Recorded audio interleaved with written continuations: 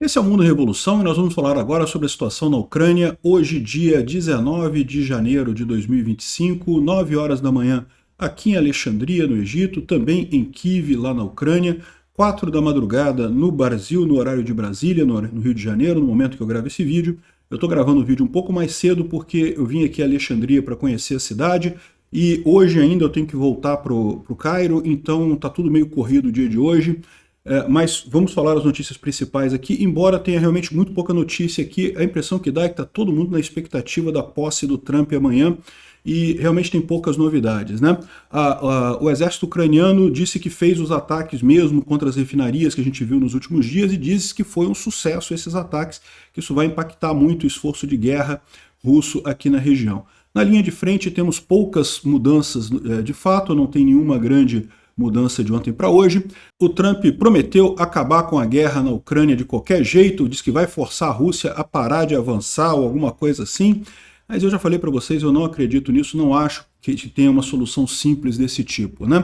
E finalmente vamos falar sobre a economia russa que está em franca decadência, destruição completa, aviões não funcionam mais, só tem uma economia que foi pior do que a russa no ano passado, uma grande economia que foi pior do que a russa no passado, que foi Brasil.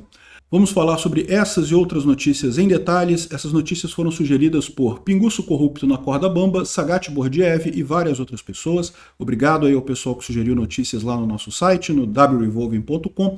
E obrigado a você que está assistindo o nosso vídeo. Se você gosta do nosso conteúdo, por favor, deixe o seu like, se inscreva aqui no canal, né? Bom, a gente sabe que teve um ataque com drones e mísseis russos contra a Ucrânia de ontem para hoje. A gente não tem ainda informações sobre quantos mísseis foram abatidos, como eu estou gravando esse vídeo mais cedo, a gente não tem essa informação ainda, mas a gente sabe que teve, tá? A gente teve também a confirmação ontem do exército ucraniano avisando que sim, foi a Ucrânia que atingiu as refinarias em Tula e Kalunga, e bem como em Saratov e Voronezh. Ou seja, as 4 refinarias, 4 depósitos de combustível que foram destruídos nos últimos dias, a Ucrânia assumiu a responsabilidade e, segundo o exército ucraniano, os ataques foram um sucesso, né? A gente teve a informação também que no ataque que aconteceu de anteontem para ontem, né, um ataque com drones que a Rússia fez contra a Ucrânia, mais uma vez um desses drones atingiu a Romênia, né, que é um estado membro da OTAN. Eu já falei várias vezes sobre isso aqui, acho que não vai ter nenhuma consequência, a OTAN não vai querer acionar o artigo 5º, vão alegar que foi um drone que se perdeu, que não era intenção, que foi um erro. Só que, no final das contas, lembra que essa é uma estratégia russa para desacreditar o artigo 5º da OTAN. Se você faz um monte de agressõezinhas e a OTAN não revida nunca, daqui a pouco fica mais difícil justificar uma outra agressãozinha, de invadir só uma cidadezinha ali na Lituânia, ali, só para fazer o corredor Swahili ali, entre Kaliningrado e Belarus, né? Uma invasãozinha pequenininha, não, mas só ali, não precisa... Já teve tanto drone que caiu na OTAN e não fizeram nada, né? Mais uma invasãozinha, não tem problema. Enfim, eu espero que o pessoal da OTAN saiba responder a essa ameaça, mas claramente essa é a estratégia russa, né? Não acho que vai ter nada decorrente disso daí. Na linha de frente tivemos mais alguns avanços russos aqui na região de Kurahov e também em Chassivyar, mas nada significativo, pequenos avanços. Segue o padrão que a gente tem visto nos últimos dias de russos perdendo grandes quantidades de equipamentos e soldados e avançando coisas absolutamente ridículas que a Ucrânia decidiu que não vai mesmo manter essas cidades, não vai manter por enquanto essas cidades, não vai defender essas cidades para poupar suas forças para ataques decisivos que virão certamente mais adiante, né? Agora, está havendo desinformação nos canais russos dizendo que os russos entraram em Pokrovsk.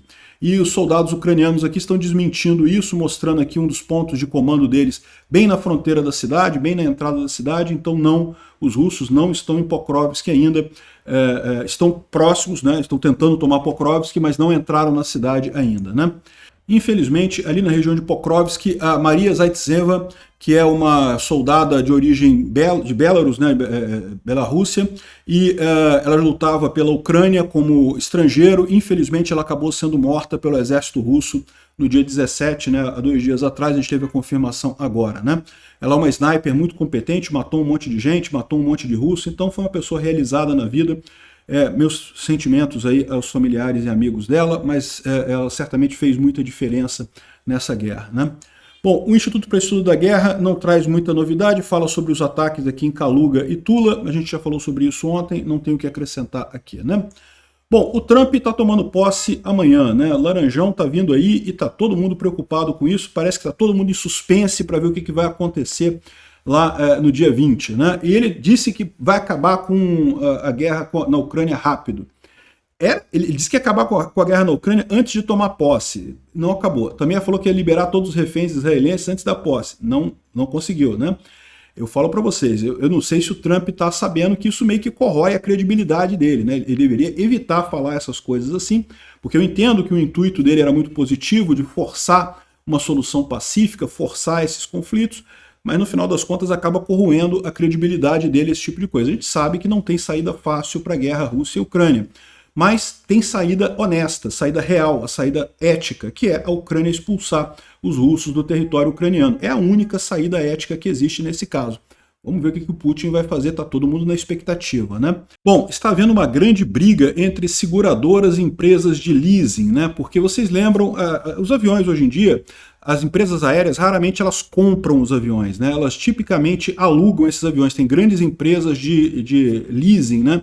Que alugam esses aviões para as empresas aéreas, né?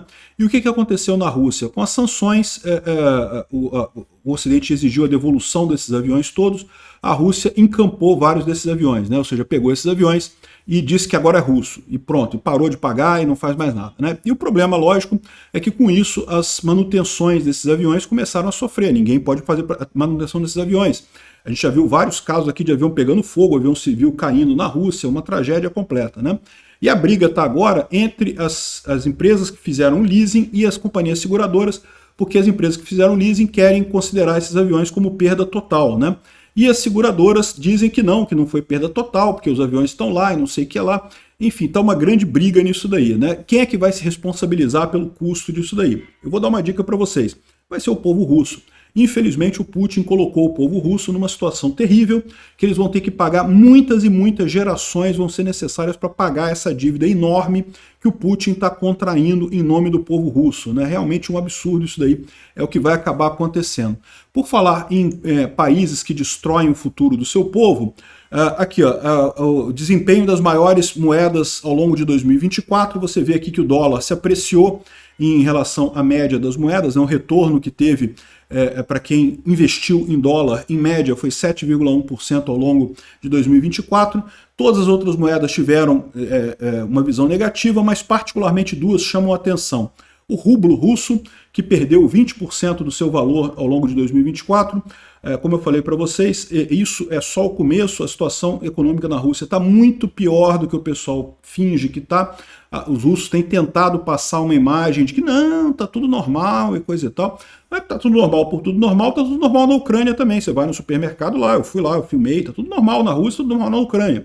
A questão é, o fundamento econômico dos governos é totalmente diferente. A Ucrânia tem o apoio do Ocidente, a Ucrânia está certa, então ela tem um apoio de muito mais gente. A Rússia está errada, então ela tem apoio só de gente do mal, só de ditadores e regimes autárquicos, né, como, por exemplo, o Irã, Coreia do Norte, Brasil, só esse pessoal ditatorial que apoia a Rússia.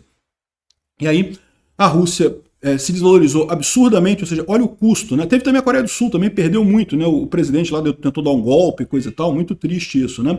Então repara a tragédia que é um governo que compra uma guerra que ele não consegue vencer, né? O governo russo, o Putin, comprou uma guerra que ele não consegue vencer, só tem uma saída, que eles saírem da Ucrânia, não tem nenhuma outra saída possível nessa guerra, né? Ah, mas a Rússia está ocupando tantos por cento do território da Ucrânia e coisa e tal. Isso não quer dizer absolutamente nada no final das contas, porque o desfecho final, só existe um desfecho aceitável, que é a Rússia sair da Ucrânia.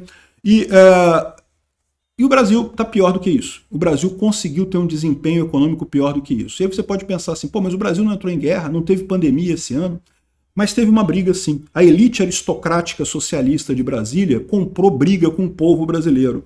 De novo, comprou uma guerra que eles não têm como ganhar. Não tem nenhuma chance do governo Lula dar certo. Não há chance.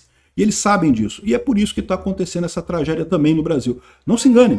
O povo brasileiro vai pagar por muitas gerações o custo dessa guerra que o STF, o Alexandre de Moraes e os idiotas do PT estão travando contra o povo brasileiro. Nós mesmos vamos acabar pagando o custo dessa guerra idiota que não tem como ser ganha por eles. Eles vão perder. Pode ser que não percam agora em 2026, pode ser que só percam em 2030, talvez só em 2034, mas a direita vai voltar ao poder porque isso é o caminho que o povo está seguindo no mundo inteiro, inclusive no Brasil. É o caminho correto. A solução final é só o lado certo, não tem outra solução. Obrigado por assistir o vídeo até o final. Se gostou do conteúdo, não esqueça de deixar o seu like, isso ajuda o canal a crescer e a chegar para mais gente. Se não gostou, deixe o dislike e explique nos comentários como podemos melhorar. Comente também sugestões de temas que podemos trazer por aqui. Comentários insultuosos ou defendendo ditaduras e criminosos de guerra serão sumariamente bloqueados. Agradeço a compreensão. Se ainda não é inscrito no canal, considere se inscrever clicando no botão inscrever-se abaixo e marcando a campainha para todos os avisos. Se quiser ajudar o canal, veja no nosso site como você pode fazer isso.